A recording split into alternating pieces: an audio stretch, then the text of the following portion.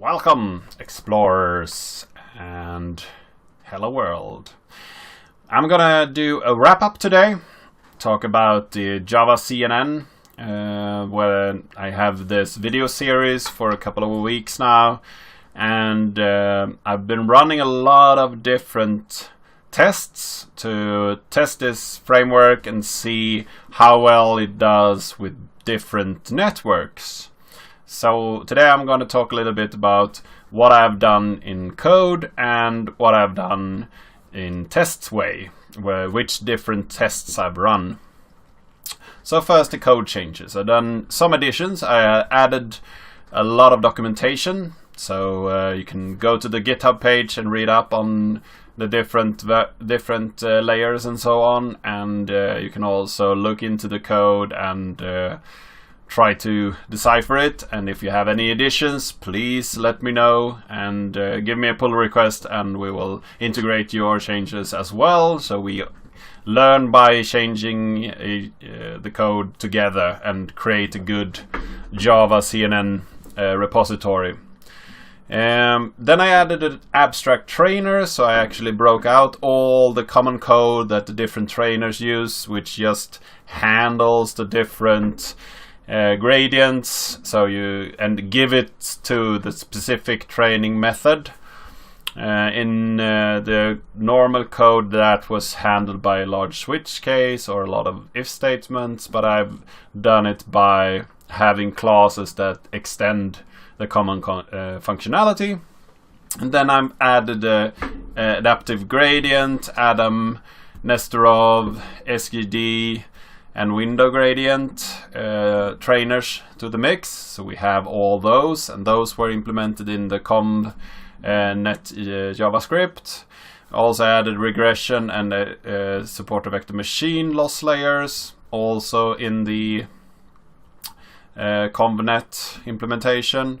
And the last things from the convnet was the dropout, max out, rectify linear units, sigmoid, and tang layers. So we have all of those as well.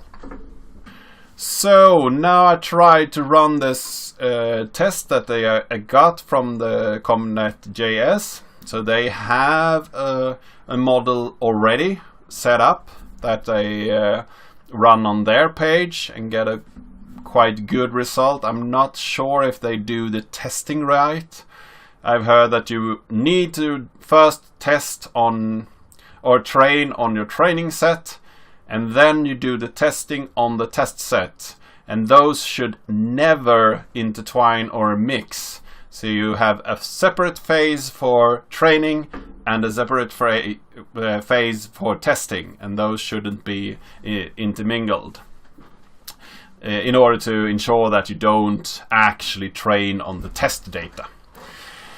So I ran the different trainers on the same network, and the adaptive gradient did 91%, Adam did 93%, and the interesting thing of these is that they are in different corners of their implementation, where adaptive gradient goes for the result quite fast and then pendles back and forth, and actually have quite a bit of a difference in what it ends up at in values. So it's not that stable. It can go quite far from the actual right loss. So it's not getting to a point. It's getting to the point faster, but it might not get the correct or the best trained network. The Adam network is much slower, but it's much more stable, and will actually find the specific point where the trained set is at its max, which is good. And all the other trainers are somewhere in between. And the best result I got with the trainers was the adaptive delta trainer at 94.29. And then I did a small test where I changed all the local normalization in the network to rectified liner units instead, and I got it to 94.82. 52. So it was an improvement there as well by changing some part of the network, which made me think, what else can I change? What can I try? So I've tried some different networks. First I tried a fully connected network just to see what that would give me, and this is the best fully connected network I've found so far, which is quite terrible. It's not even guessing. You should be at around 50% if it's just flipping a coin, and it's not even doing that, so it's worse than guessing. So I think you should be able to create a fully connected network that could work for this data set, but I can't really say that I've found a good kind of a good setup for this yet. So if you have any suggestion how a fully connected network should look in order to get a good result, then please give me a comment in the below. And another point with this fully connected network is that it's very slow to run, so it's another bad thing about the network. Then we have this large to small network, where I tried to have a large window and went down to a smaller window with 10 different filter layers, 20 different filter layers, and 30 different filter layers. So I went from a window of 7, then down to 5, and lastly to 3. And that gave me a result of 94.12, which is quite good. And the next try I did was to add a big pooling layer after this run. And I've done a lot of these together. So the large big pooling I did for a network with 3, 5, and 7. So that goes from small to large. And adding a fully connected layer at the end with 500 nodes. And it actually gave a lot worse result at 84.2, which is interesting, that a large network at the end, which should be better. I actually got this network from a movie at the math. Some math guys actually suggested this in the movie, so I wanted to try it out, and it actually gave me a really bad result. Could have the same vibe to it as the earlier fully connected, that I don't have a good fully connected layer set up, so can be something fishy there, perhaps. And then I have this small to large, which is even better. So I have a small window first with a few filters, 10 filters. Then I go up and try a little larger window with 20 filters.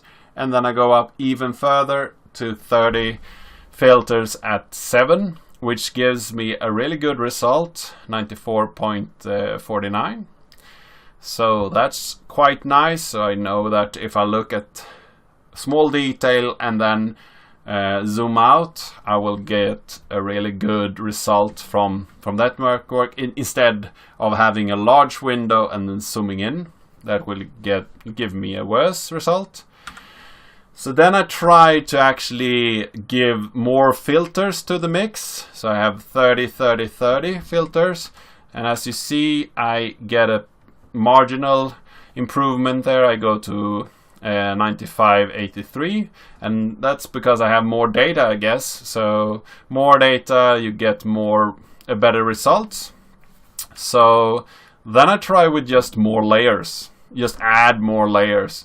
So at the small window I have 20 filters, then I go to 30 filters and 40 filters, and there I can see a 1 point actually increase up to 96.26, as I had earlier 95.49. So that's a really good push up. So just by adding a few more filters in the mix, and this took a lot longer to run, but it gave me a better result. So that's a good improvement. And then I wanted to try out the TensorFlow setup. So I looked at the simple setup that TensorFlow uses for their example. So they have on their page a TensorFlow network that you should try in order to get a good result with TensorFlow. And this has just 2 convolutional networks and then fully connected layer at the end. And that gave me 95.98, so almost 96%, which is really good. But when you look at this network performing in the Java CNN and then look at the same result in the TensorFlow model, when you run it in TensorFlow you get a result of 99.18, which is much better than running in this model, which is a little strange. And this also takes a lot more time to run.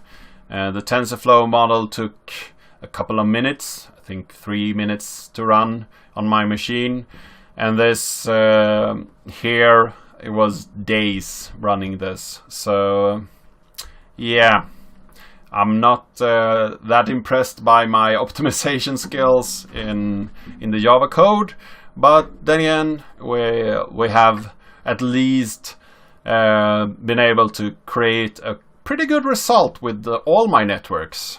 So I'm quite happy with this. I hope that you found this video interesting, and I hope that you go in and look at the code and comment the code, perhaps give me a pull request with some changes, and perhaps you learned something from this, where you found a new insight into how to build a network perhaps.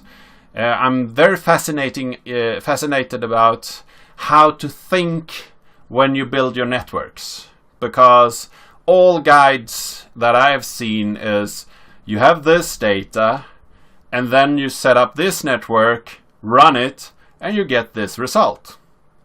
Okay, but I, on the other hand, have a set of data. I know what kind of result I would like to get, but I have no clue which way to go about actually creating my network in order to improve my result. So I'm really curious about how to figure out which kind of network should be run on which data. So if you have any suggestions on reading material, or if you have any clues that you can tell me, then please hit me up in the comments. I read all comments and mostly answer all of them as well. So I'm really looking forward to hear from you. And yeah, I hope you learned something today, and I'll see you in the next one.